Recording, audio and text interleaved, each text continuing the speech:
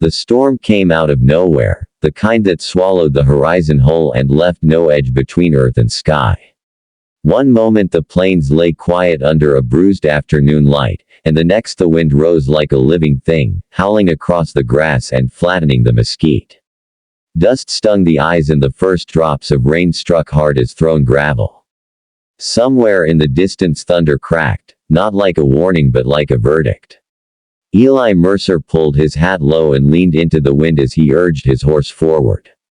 He had lived his life on this land long enough to know when to turn back, and every instinct told him to do just that. But he had already pushed too far from the ranch, following a stray calf that had broken from the herd at dawn. He could still turn, still run for shelter, yet something held him in place, a tension in the air that felt heavier than weather. The horse snorted and tossed its head, refusing another step. Eli dismounted, gripping the reins as the wind threatened to tear them from his hands. Rain poured now, cold and relentless, turning dust to mud in seconds. He glanced around, squinting through sheets of water, searching for anything that might offer cover. That was when he saw movement near the shallow arroyo ahead, a dark shape against the flashing gray. At first he thought it was debris, maybe a fallen branch dragged by the rising water. Then lightning split the sky, and in that blinding instant he saw them clearly. Two figures huddled low near the arroyo's edge, one bent protectively over the other. A woman and a child. Eli hesitated. He knew who they were before his mind had time to shape the thought. Apache. He had seen camps from a distance, heard stories whispered in saloons and shouted from pulpits. Fear and hatred traveled faster than truth in these parts, and he had grown up hearing both.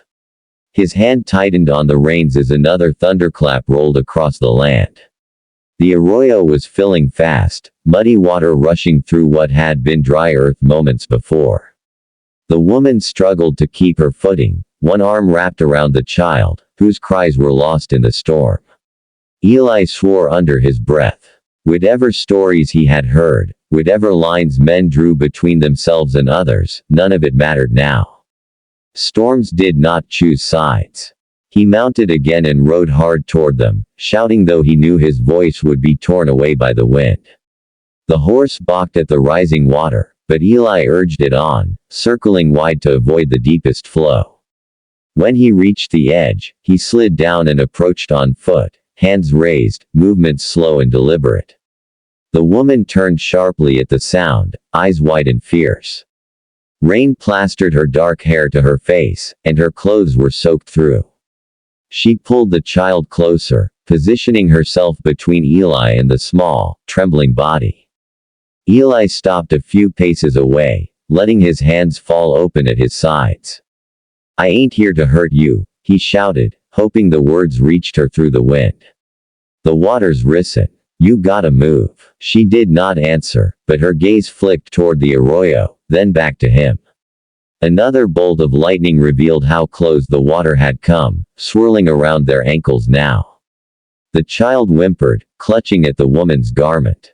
Eli glanced over his shoulder.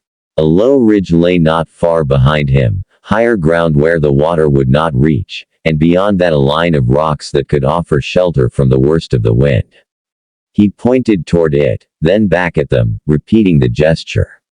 The woman followed his hand with her eyes, calculating, measuring trust against danger. The decision was taken from them when the bank beneath her feet gave way. Mud slid into the rushing water, and she stumbled, nearly losing her grip on the child. Eli lunged forward without thinking, catching her arm and hauling her back as the arroyo surged where she had stood. For a heartbeat they stared at each other, rain streaming down their faces. Her eyes searched his, looking for something beyond the storm. Whatever she saw made her nod once, sharp and decisive. Eli motioned again, this time closer, offering his shoulder. She hesitated only a moment before shifting the child into one arm and taking hold of him with the other. Together they moved, step by careful step, fighting the wind and the sucking mud. The horse followed behind, head low, reins trailing. They reached the ridge just as the arroyo burst its banks, water spilling across the land in a brown, churning wave. Eli led them higher, toward the rocks, where the ground rose and the storm's fury lessened just enough to breathe. The shelter was crude, a shallow overhang formed by stacked stones, but it blocked the worst of the wind. Eli tied the horse to a scrubby tree and crouched beneath the rocks, pulling his coat tighter. The woman settled the child against the stone, wrapping him in what dry cloth she could find. The child's shivers shook his small frame, teeth chattering, eyes squeezed shut. Eli shrugged out of his coat and held it out. The woman stared at it, then at him, suspicion warring with exhaustion. Another thunderclap decided for her. She took the coat and wrapped it around the child, murmuring softly in a language Eli did not understand. The sound of it, low and rhythmic, cut through the storm more surely than any shout. They waited as the rain continued to fall, heavy and unyielding. Time stretched, marked only by the thunder and the steady rise of water below. Eli's thoughts wandered despite himself. He wondered how far they had traveled, what had driven them into this open land with a storm on their heels. He wondered what she thought of him, crouched there in his soaked shirt, a stranger with pale skin and rough hands. When the rain finally began to ease, it did so reluctantly, as if the sky were loath to release its grip. The wind softened, thunder receding into the distance. Eli rose carefully, peering out from the rocks. The arroyo had become a river, but it was already slowing, the water spreading thin across the plains. "We'll need to move soon," he said, though he doubted she understood the words. He gestured toward the horse, then toward the land beyond, where his ranch lay a few miles off. He knew bringing them there would raise questions, maybe worse, but the thought of leaving them to fend for themselves after such a storm sat heavy in his chest. The woman studied him again, longer this time. Her face was lined with fatigue, but her eyes were steady. She glanced at the child, then back at Eli, and nodded. They traveled slowly, keeping to higher ground, the horse bearing most of the weight. Eli walked beside them, offering a hand when the ground turned slick. The plains looked different now, washed clean and glistening under a pale sky. Pools of water reflected the clouds, and the air smelled sharp and new. As they walked, Eli noticed the child watching him from the corner of his eye, curiosity edging out fear. Eli smiled, small and tentative, and the child ducked his head, clutching the coat tighter. The woman caught the exchange and allowed herself the faintest of smiles. They reached the ranch near dusk. The buildings stood dark against the fading light, weathered wood and low roofs. Eli led them to the main house, hesitating only a moment before pushing the door open. Warm air and the smell of coffee greeted them, and Eli felt a rush of relief he had not known he was holding back. He stoked the fire, set water to boil, and rummaged for blankets. The woman stood near the door, watching his movements closely, ready to flee at the first sign of danger. Eli laid the blankets on the floor near the hearth and gestured for them to sit. The child moved first, drawn by the warmth, and the woman followed. As the fire crackled, Eli poured water into a tin cup and handed it to her. She took it cautiously, then drank, her shoulders sagging as the warmth spread. She offered the cup to the child, who drank eagerly. They spoke little, relying instead on gestures and shared understanding. Eli brought out bread and dried meat, setting it within reach and stepping back. The woman waited, eyes on him, then took a small piece and tasted it. When she nodded, the child reached for more, hunger finally winning. Night settled outside, the storm a memory now, leaving behind only the sound of dripping water and distant frogs. Eli sat on a stool across from them, the firelight casting long shadows on the walls. He felt the weight of the day pressing down, the realization of how close they had come to disaster. The woman met his gaze across the fire. Slowly, deliberately, she placed her hand over her heart and spoke a single word, then gestured to the child and spoke another. Eli understood without translation. Names. He placed his own hand over his chest and offered his name in return. They stayed that night, and the next. The storm had damaged more than Eli realized at first, washing out trails and leaving the plains treacherous. In the quiet that followed, something shifted. The woman helped where she could, tending to the child, gathering herbs near the creek, her movements efficient and sure.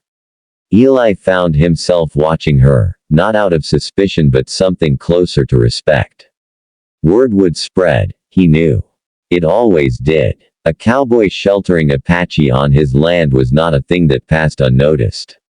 When a neighboring rancher rode by and saw the extra tracks, his questions were sharp and his eyes sharper. Eli answered carefully, choosing his words with care, aware of how quickly kindness could be twisted into accusation. The tension came to a head when a group of men arrived one afternoon, rifles slung across their backs, faces set hard.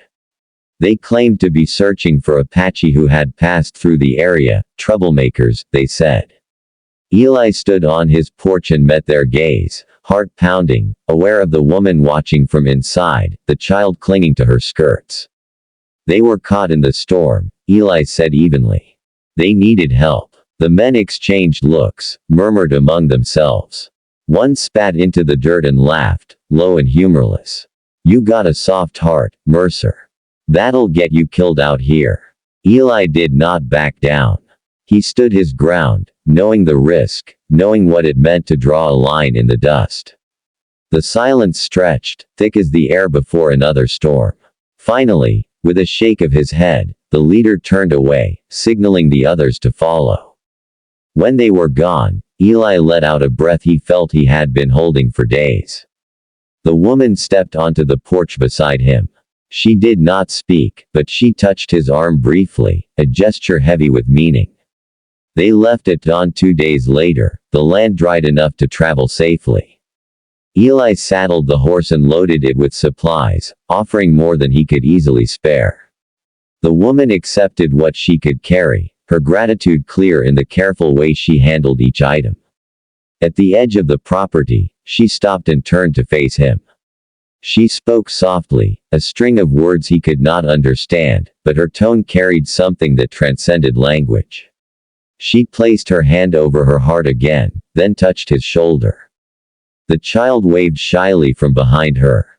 Eli watched them go, their figures growing smaller against the wide land, until they were gone entirely, swallowed by the horizon. The plains stretched out before him, endless and indifferent, yet somehow changed. Long after, when storms rolled in and the wind howled across the grass, Eli would remember that day. He would remember the fear and the choice, the way the world narrowed to a single moment where action mattered more than belief. And though he never saw them again, the memory stayed with him, a quiet testament to what could happen when a man listened to the storm and chose to answer it with his hands instead of his fears.